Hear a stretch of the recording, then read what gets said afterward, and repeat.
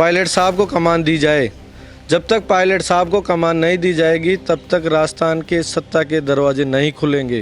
जनसंघर्ष यात्रा और एक विशाल जनसभा जयपुर में करने के बाद आज पहली बार टोंक पधार रहे हैं, तो यहाँ के युवाओं में और कांग्रेस पार्टी के कार्यकर्ताओं में काफ़ी उत्साह है और हम उस उत्साह के साथ पायलट साहब का ज़बरदस्त स्वागत करेंगे, उनकी बात सुनेंगे। तो अपनी ज़मीन पर काम कर रहे हैं और इसमें कोई शक नहीं है कि पायलट साहब एक स्टार हैं पूरे हिंदुस्तान के, और ये टोंक के लिए सौभाग्य की बात है कि वो यहाँ से प्रतिनिधित्व कर रहे हैं और हम लोगों को उनसे बहुत बल मिलता है।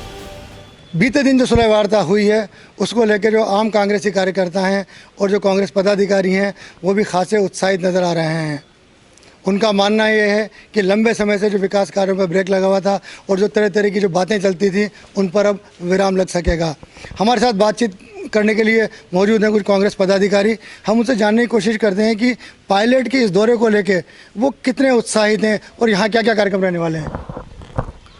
हम सभी यूथ कांग्रेस के कार्यकर्ता और पदाधिकारी उत्साहित हैं, पायलट साहब के स्वागत करेंगे। वो शुरुआत में इंदौकिया, अलियारी, लांबा कला, बावड़ी, हमीरपुर 5 पंचायतों का दौरा करेंगे, विकास कार्यों का लोकार्पण करेंगे और जन समस्याओं को सुनेंगे। जनता की जो भी मांगे हैं उनको पूरा करेंगे, हमें ऐसा विश्वास है।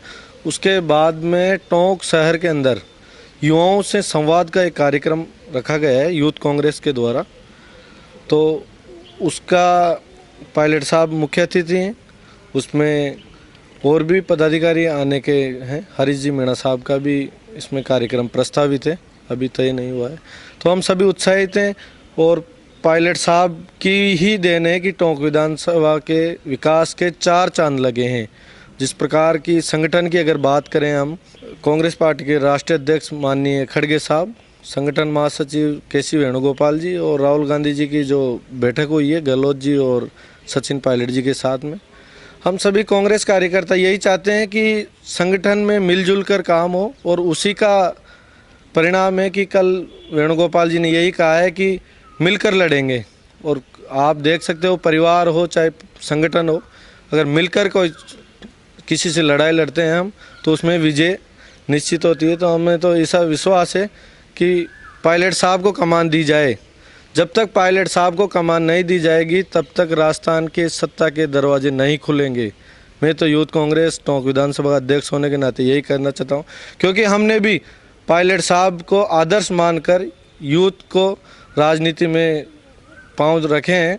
तो जब तक पायलट साहब को देखकर ही वोट किया है, सारा उनको देखकर ही ज्वाइन किया है कांग्रेस को सारे यूथ में, तो जब तक पायलट साहब को इग्नोर करेंगे तो सत्ता हासिल करना मुश्किल है पायलट साहब के बिना। इनका कहना है कि भले ही दिल्ली के अंदर सुलह वार्ता हो गई हो और ये हो कि दोनों मिलकर आगे बढ़ने वाले हैं, लेकिन इनका कहना है कि अभी भी जो मांग है इनकी कि पायलट साहब को सत्ता सौंपी जानी चाहिए।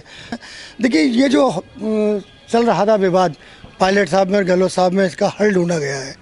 हालांकि दोनों ने भी कुछ अपने इस बारे में कुछ नहीं कहा है कि हल क्या निकला है, लेकिन क्या उम्मीद कर रहे हैं इसको लेकर? जी, हम कांग्रेस पार्टी के कर्मठ कार्यकर्ता है और ये खुशी की बात है कि अभी जो पिछले दिनों यूथ कांग्रेस के चुनाव हुए थे उसको अभी नया निर्वाचन जो उसका गठन हुआ है उसकी जीत के बाद पहली बार पायलट साहब टोंक पधार रहे हैं।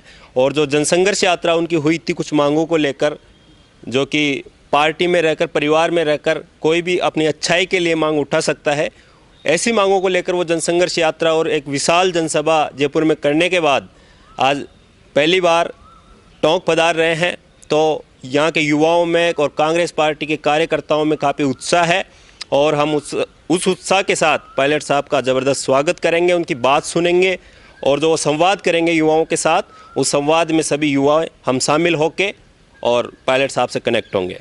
तो लगता है जो ये विवाद था वो खत्म हो गया है? जी बिल्कुल, ऐसा विवाद वाली बात कांग्रेस पार्टी में होती नहीं है।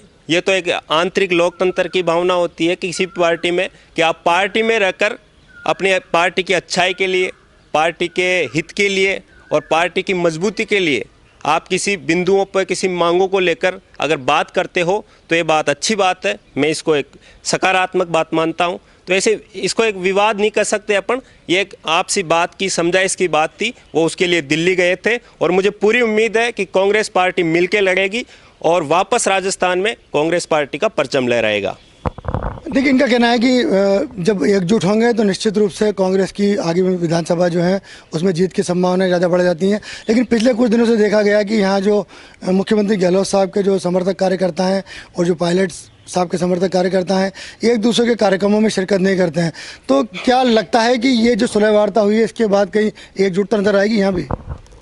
देखिए, मेरी नज़र में तो कांग्रेस के जो लोग हैं और जो कांग्रेस के कार्यकर्ता हैं, उन्होंने इस चीज़ पर ध्यान नहीं दिया कि कौन किसका गुट है।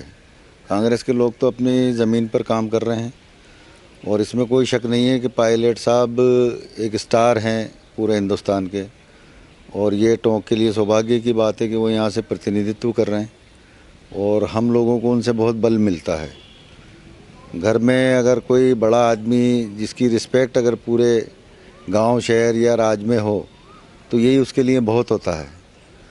और दूसरी बात यह है कि दोनों, ये तो भारतीय जनता पार्टी की फैलाई हुई अफवाहें थी और भारत सरकार जिस तरीके से राजशाही चला रही है, लोकशाही नहीं चला के, तो उनको लगता था कि कांग्रेस में आपसी झगड़ा है। लेकिन ये स्वस्थ लोकतंत्र की एक परंपरा थी कि बात पार्टी के अंदर उठाई जा रही है। अगर कोई नहीं सुना जा रहा है तो उसको उठाया जाना चाहिए।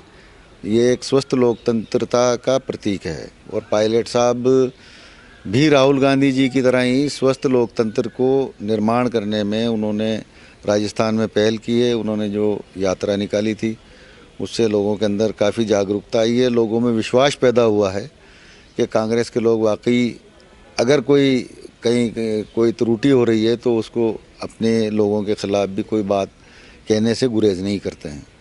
और सचिन पायलट युवा हैं, इस राज्य का भविष्य हैं। अब ये इस चीज़ पे विराम लग गया है कि राजस्थान में सरकार कांग्रेस की आएगी कि नहीं आएगी, ये लोग जो कहने वाले थे उनके मुंह पे ताला लग गया है। अब निश्चित हो गया है, दोनों नेता साथ मिलकर काम करेंगे, लड़ेंगे और 150 सीटें जीत के लाएंगे राजस्थान के अंदर।